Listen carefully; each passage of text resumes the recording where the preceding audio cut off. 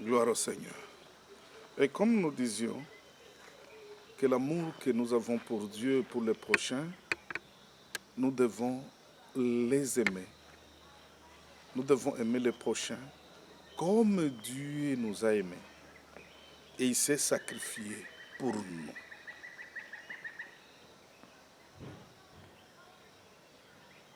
À mesure, au fur et à mesure que nous pratiquons cela, et cet amour aussi augmente. Mais la différence d'aimer, cet amour que nous avons vis-à-vis du prochain doit grandir. Au jour et à mesure que nous pratiquons la parole de Dieu. Nous ne devons pas seulement aimer avec les paroles, mais en acte, en action et en vérité. Je vais vous donner l'exemple de l'amour qu'on a vis-à-vis de Dieu en la personne de Pierre, l'apôtre Pierre. Nous allons au Luc 22, à partir du verset 31.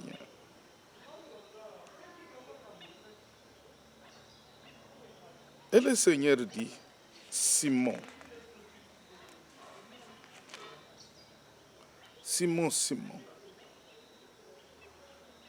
le diable t'a réclamé.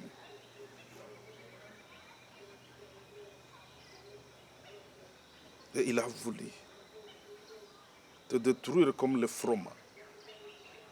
J'ai prié pour toi, pour que ta foi ne puisse pas faillir. Et quand tu vas retourner à moi, affermis tes frais. Mais Pierre répondit, Seigneur, je suis prêt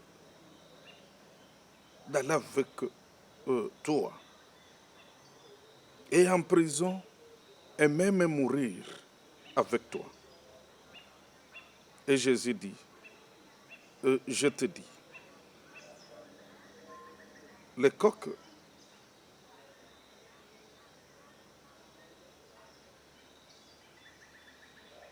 va chanter 3 fois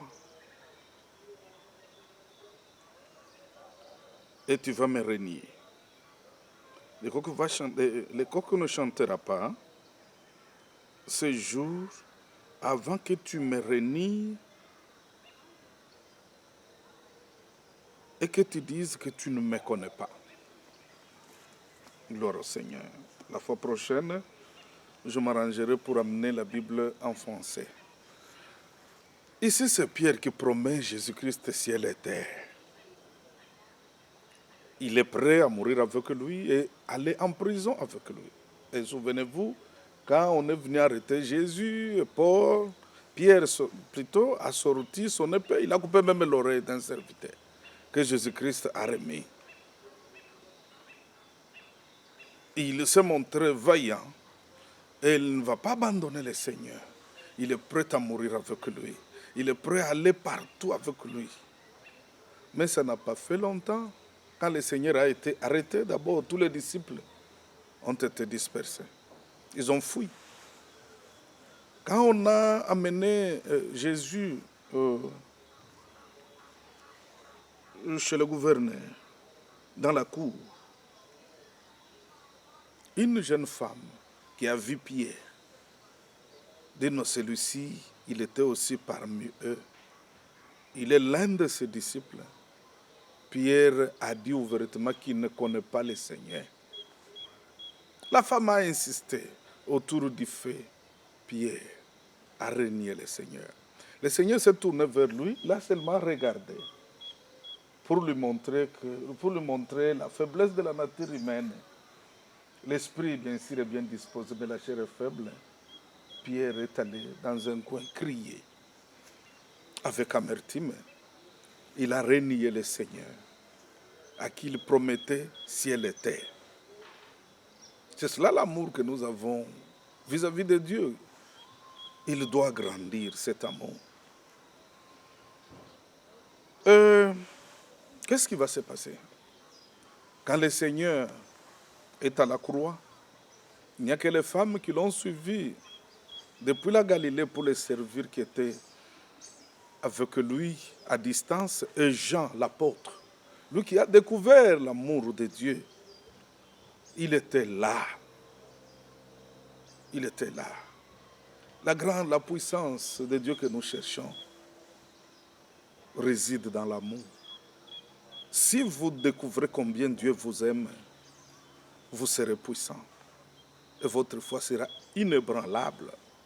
La foi doit être basée sur l'amour parfait, inconditionnel que Dieu a vis-à-vis de nous.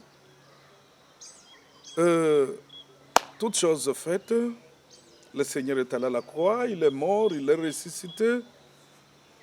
Pierre entre à la pêche, démoralisé, découragé, avec le forfait qu'il a commis d'avoir renié le Seigneur. Il rentre à la pêche. C'est le même Seigneur qui va suivre Pierre là où il est. Lui, il est le bon berger. Il donne sa vie pour ses prêtres. Il est allé suivre Pierre. Voilà pourquoi, bien-aimés, nous, bergers, nous, pasteurs, nous devons prendre à l'esprit ce que le Seigneur dit dans Ézéchiel 34, versets 1 à 10. Nous devons aller vers ceux qui sont découragés. Nous devons aller vers ceux qui sont affligés, ceux qui sont malades, ceux qui ne peuvent pas mieux faire. Nous devons aller vers eux. Au lieu d'attendre que les gens viennent vers nous.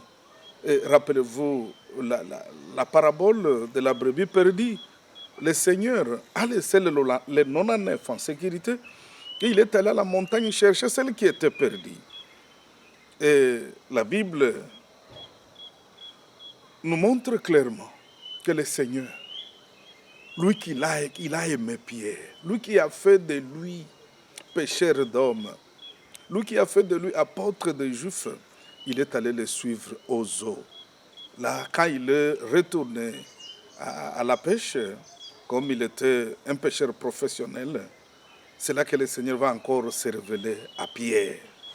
Vous voyez, dans Jean 21, verset 15 à 17, le Seigneur est en train de demander à Pierre, Pierre, m'aimes-tu?